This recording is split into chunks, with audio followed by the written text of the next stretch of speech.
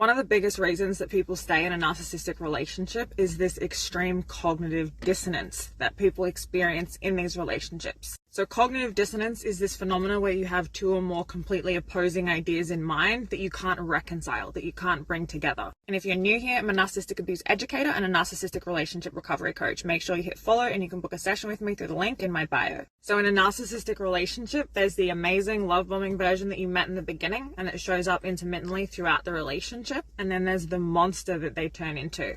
And these two different images of the same person are so extreme and so unnatural that your brain cannot reconcile that this is the same person. And it puts you in this almost permanent freeze state or state of dissociation where you can't think your way out of it. Because are they good? Are they bad? Are they this person or are they this person? Are they the monster that I see behind closed doors?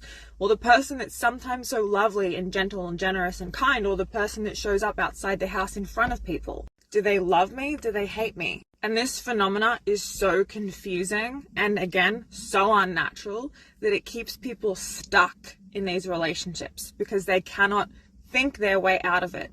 Remember, confusion doesn't bring clarity. And when you're trauma bonded to someone and you are so desperate to get that good version of them back or keep that good version around, and every now and then you get it, right? Narcissists give you just enough hope to hold on to nothing, as that recently viral quote goes. So one of the most important things as you're trying to exit or stay out of a narcissistic relationship is to recognize the cognitive dissonance and break it. Because the other thing that happens is that because these two images are so oppositional and this one is so painful, our brain as a trauma response goes to hyperfocus on the good version, goes to hyperfocus on the good times and suppress the bad times.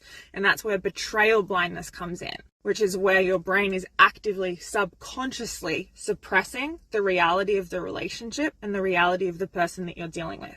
And so one of the most basic and most important tools that you can use to break that cognitive dissonance is writing that list of all of the bad things that the narcissist has ever done and rereading it daily, sometimes a few times a day if you need to. And remembering that a bad person can pretend to be good, but a good person can't and won't ever pretend to be bad. So when you see how horrifically this person behaves, understand that is who they really are. And what you're going to do with the list and the rereading of it is start to rewire your neural pathways to ground yourself in reality, to cut through the confusion and kill that cognitive dissonance.